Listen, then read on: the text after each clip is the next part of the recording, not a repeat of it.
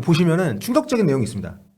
야잔이 자기가 막아본 선수 가운데 손흥민보다 더 막기 어려운 선수가 있다. 그게 바로 살렘 알두살이라고 얘기하거든요. 오. 네. 이거 좀 충격적인데요. 네, 그러니까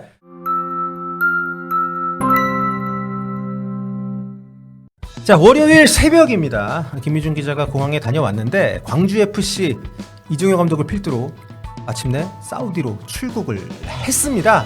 광주 FC의 정말 위대한 도전이죠. 네.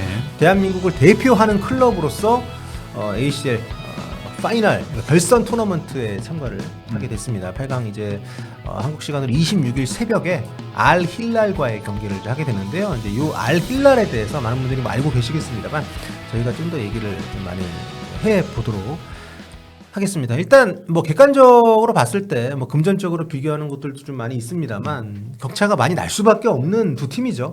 그렇죠. 뭐 아릴랄은 뭐 지금의 상황을 떠나서 애초에 중동의 레알 마드리드라고 불러도 손색이 없을 정도로 역사도 탄탄한 팀입니다. 그렇습니다. 힐랄 마드리드라고 해도 괜찮은 알 힐랄의 힐랄이 그 초승달이라는 뜻이래요. 그쪽 말로 이슬람 네, 상징. 상징하는 아무튼 이 팀이 그 한마디로 얘기하면 아시아 최강 팀입니다. 예, 그렇습니다. 네, 뭐 사우디 리그에서도 최다 우승을 차지했지만 역대 아시아 챔피언스리그 최다 우승 팀이고요. 예. 그리고 결승 진출 최다 팀입니다. 결승에 9번 올라갔어요. 그렇죠. 9번 올라가서 4번 우승하고 5번 준우승한 그런 그림인데. 그렇습니다. 이렇게 역사도 있고 스토리도 있는 팀인데 지금 보유하고 있는 선수들의 레베루가 정말 광주 선수들한테 정말 죄송합니다만 정말 비교가 안 될 정도의, 그러니까 이 팀 선수들의 몸값을 합치면 K리그 1 전체 선수 몸값보다 높다 하더라고요. 예, 네. 그렇죠. 그러니까 뭐 광주 선수들뿐만 아니라 그냥 K리그 어떤 선수단을 갖다 놔도 아릴랄에게는 약간 그 가치 싸움에서 조금 밀리는 그런 그림이 그려지는 거죠. 그렇습니다. 이 소속된 선수들 저희가 이름을 간단히 한번 소개를 해보면 일단 캉셀로, 맨시티의 바르셀로나 거쳐 캉셀로, 야신부누 월드컵 모로코 3위의 주인공, 네. 후백 네베스, 쿨리발리, 미트로비치, 밀린코비치, 사비치, 마콩, 헤난 로지. 네, 맞습니다. 네, 이런 선수 있고 네이마르가 얼마 전까지 있었죠. 그렇죠. 물론 네이마르는 아릴랄에서 뭐 사실 그 토트넘의 히샬리송 같은 존재였지만 그러니까 속된 말로 먹튀라고 하죠. 그렇죠.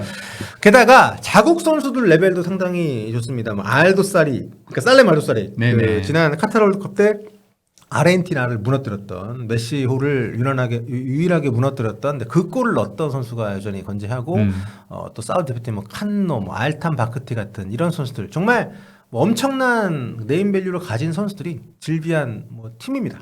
예, 그렇습니다. 그렇기 때문에 이 광주 입장에서는 누구 한 명을 좀 마크하기가 오히려 힘든 상황이에요. 그러니까 조직력으로 진짜 승부를 봐야 되고 이 외국인 선수의 네임밸류에 좀 집중했다가는 이 살렘 알도사리 같은 이제 사우디 국적 선수들에게 일격을 당할 수도 있는 그런 진짜 강한 팀입니다. 그렇습니다. 뭐 굉장히 탄탄한 전력을 갖고 있는 팀이고요.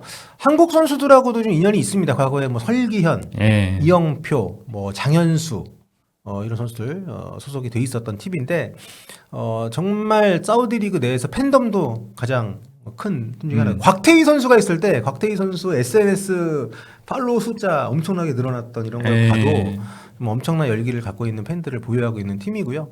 아까 말씀드린 것처럼 사우디리그 최다 우승 19번, ACL에서도 우승 4번 했고 최근에도 우승을 뭐 2019년, 2021년 했던 팀이기 때문에 근데 최근 들어서는 약간 전력이 정점은 아니라고 해도 좋은 상황이지 않나.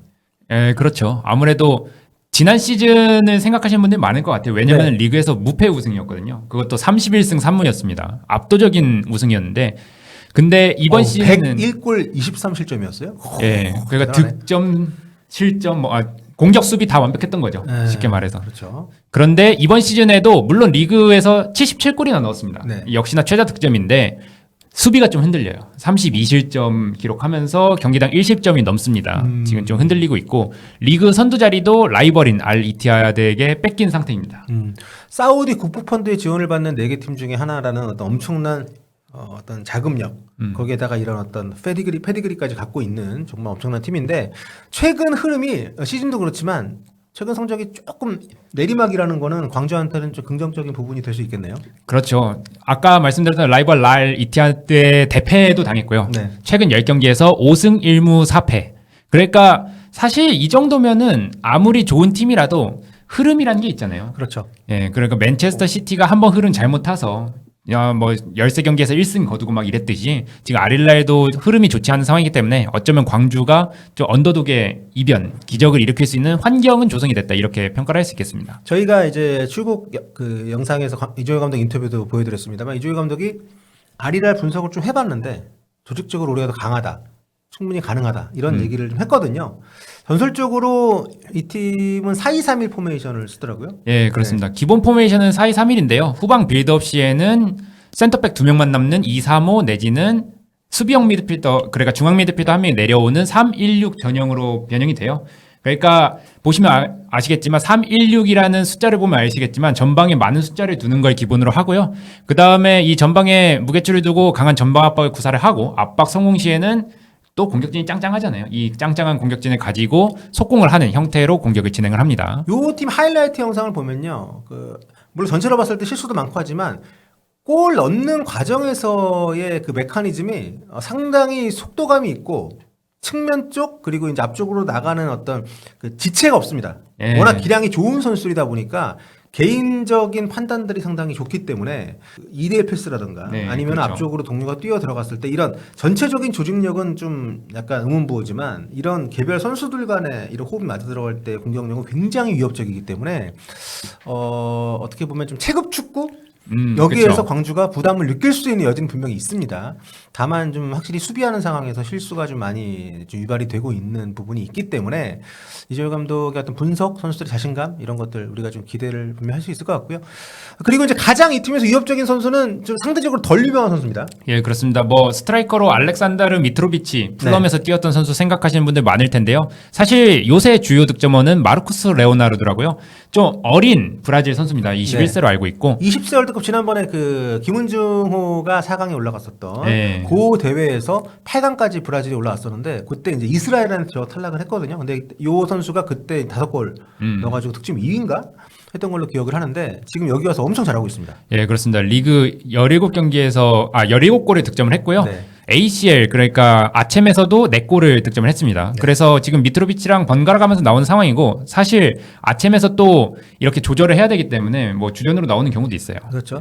자, 그리고 살렘 알도사리는 아까 말씀드린 것처럼 이제 아르헨티나를 무너뜨려서 세계적으로 유명해진 그런 선수인데 이번에 저희가 야잔 선수 인터뷰를 했거든요. 예. 야잔 선수 인터뷰 이제 이번 주 중에 아마 올라올 텐데 보시면은 충격적인 내용이 있습니다.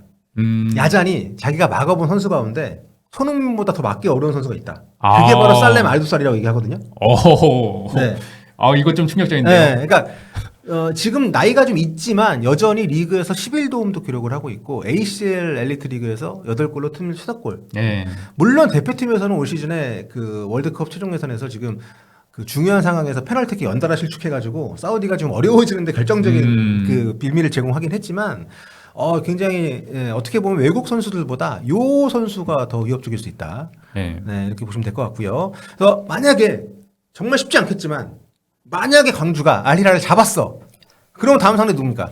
다음 상대는 이제 알 아흘리와 부리람 경기의 승자와 대결을 하는데 네. 솔직히 말해서 현실적으로 만날 가능성이 높은 팀은 알 아흘리겠죠. 아무래도. 그렇죠. 부리람이 올라올 수도 있지만 알 아흘리가 전력적인 면에서 더 좀 우월하다고 보면 이 팀은 지금 일단 리아드 마레즈가 있고요.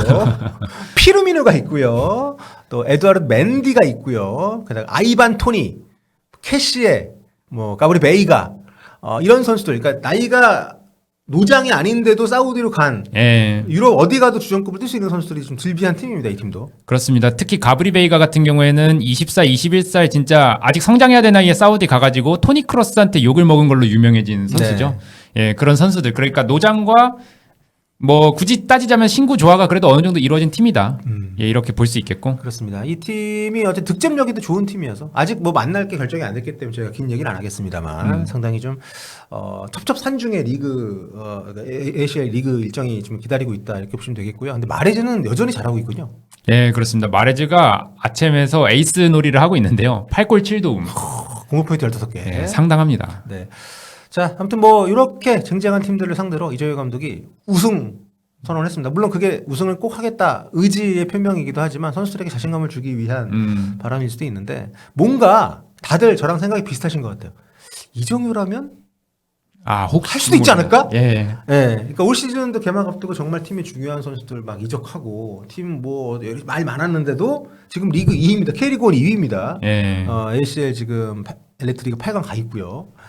앞으로도 굉장히 좀 뭐랄까 뭔가 이정효라면은 불가능의 반대말을 계속해서 써 내려갈 수 있을 것 같다는 기대감이 있어서 기대가 많이 되는데 여러분들도 어떤 팀을 응원하시든 대한민국 국가대표 클럽으로 지금 또 사우디를 간 거니까 많이들 응원을 해주시면 좋을 것 같고요. 마지막으로 그 인터뷰 때 이정효 감독이 우리 상금 꼭 필요하다. 그렇죠.